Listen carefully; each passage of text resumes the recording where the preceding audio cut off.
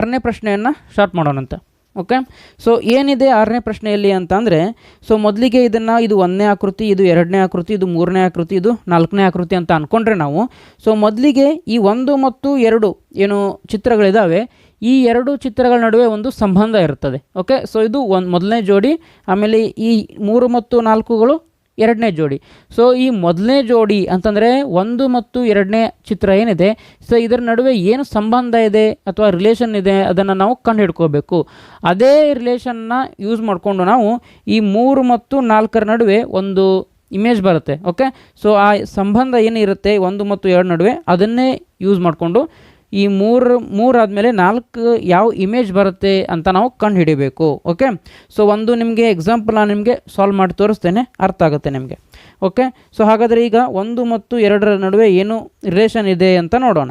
So ನೀವು ಇಲ್ಲಿ ನೋಡ್ಬೋದು, ಈ ಬಾಣದ ಗುರುತು ಏನಿದೆ ಸ್ವಲ್ಪ ಕ್ಲಾಕ್ ವೈಸ್ ಡೈರೆಕ್ಷನಲ್ಲಿ, ಅಂತಂದರೆ ಗಡಿಯಾರದ ಮುಳ್ಳುಗಳು ತಿರುಗುವಂತಹ ಏನು ದಿಕ್ಕಿನಲ್ಲಿ ಒಂದು 45 ಡಿಗ್ರಿ ಮೂಮೆಂಟ್ ಆಗಿದೆ. ಓಕೆ, ಸೊ ಹಾಗಾದರೆ ಇದು ಈ ದಿಕ್ಕಿನಲ್ಲಿ ಬಂದಿರುವಂಥದ್ದು, ಹೌದಾ? ಸೊ ಹಾಗಾದರೆ ನಮಗೆ ಈ 3ನೇ ಚಿತ್ರದಲ್ಲಿ ಏನಾಗಬೇಕು, ಈ ಒಂದು ಬಾಣದ ಗುರುತ ಇದು ಸಹ 45 ಡಿಗ್ರಿ ಮೂಮೆಂಟ್ ಆಗಬೇಕು, ಅಂದರೆ ಈ ದಿಕ್ಕಿನಲ್ಲಿ ಬರಬೇಕು ಅದು, ಹೌದಲ್ವಾ? ಸೊ ಈ ದಿಕ್ಕಿನಲ್ಲಿ ಬರಬೇಕು.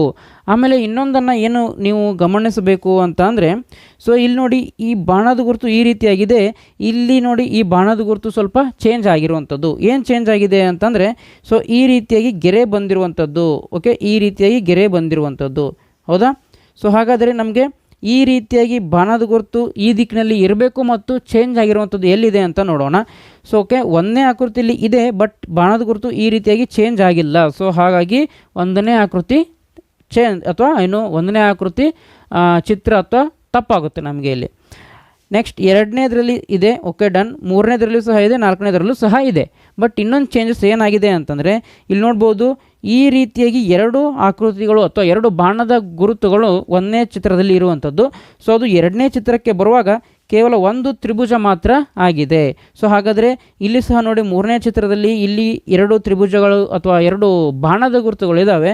ಸೊ ಹಾಗಾದರೆ ಈ ಕಡೆ ಬಂದು ನಮಗೇನಾಗಬೇಕು, ಒಂದೇ ಒಂದು ತ್ರಿಭುಜದ ಆಕೃತಿ ಆಗಿರಬೇಕು. ಸೊ ಹಾಗಾಗಿ ಇಲ್ಲಿ ಅದು ತ್ರಿಭುಜದ ರೀತಿಯಾಗಿ ಆಗಿಲ್ಲ. ಸೊ ಹಾಗಾಗಿ 2ನೇ ಆಪ್ಷನ್ನು ರಾಂಗ್. ನೆಕ್ಸ್ಟ್ 3ನೇ ಆಪ್ಷನಲ್ಲಿ ತ್ರಿಭುಜ ಆಕೃತಿ ಇದೆ, ಆದರೆ 4ನೇ ಆಕೃತಿಯಲ್ಲಿ ನೋಡಿ 2 ತ್ರಿಭುಜಗಳು ಆಗಿರುವಂಥದ್ದು. ಬಟ್ ಇಲ್ಲೇನಾಗಿದೆ, ನಮಗೆ ಒಂದೇ ಒಂದು ತ್ರಿಭುಜ ಆಗಿರಬೇಕು. ಸೊ ಹಾಗಾಗಿ 4ನೇ ಆಪ್ಷನ್ ಸಹ ರಾಂಗ್ ಆಯಿತು. ಹಾಗಾದರೆ ನಮಗೆ ಉಳಿದಿರುವಂತಹ ಒಂದೇ ಒಂದು ಆಪ್ಷನ್ ಯಾವುದು ಅಂತ ಅಂದರೆ ಆಪ್ಷನ್ ನಂಬರ್ 3ರಲ್ಲಿ ಇರುವಂಥದ್ದು. ಓಕೆ, ಸೊ ಹಾಗಾದರೆ 6ನೇ ಪ್ರಶ್ನೆಗೆ option 3 is the right answer. Okay, next ಈ 14ನೇ ಪ್ರಶ್ನೆಗೆ ನೀವೇ ಒಂದು ಸರಿಯಾದ ಉತ್ತರವನ್ನು ಕಮೆಂಟ್ ಮಾಡುವ ಮೂಲಕ ನಮಗೆ ತಿಳಿಸ್ಬೇಕು.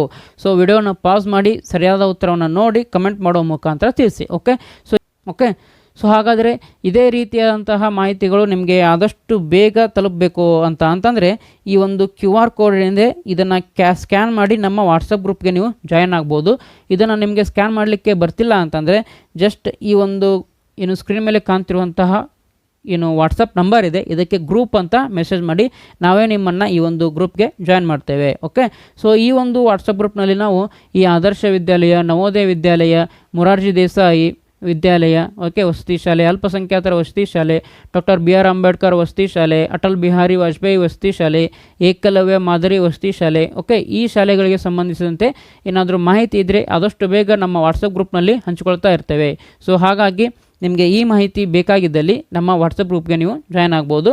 ಓಕೆ, ಸೊ ಹಾಗಾದರೆ ಇವತ್ತಿನ ಕ್ಲಾಸ್ ಹೇಗೆ ಅನ್ನಿಸ್ತು ನಮಗೆ ತಪ್ಪದೇ ಕಮೆಂಟ್ ಮಾಡುವ ಮೂಲಕ ತಿಳಿಸಿ. ಹಾಗೆ ನಿಮ್ಮ ಹೋಮ್ವರ್ಕ್ ಪ್ರಶ್ನೆಗಳಿಗೂ ಸಹ ಉತ್ತರಗಳನ್ನು ತಿಳಿಸಿ ಅಂತ ಹೇಳ್ತಾ ಮತ್ತೆ ಮುಂದಿನ ವಿಡಿಯೋದಲ್ಲಿ ಒಂದು ಹೊಸ ಟಾಪಿಕ್ನಿಂದ ನಿಮಗೆ ಸಿಗ್ತೇನೆ.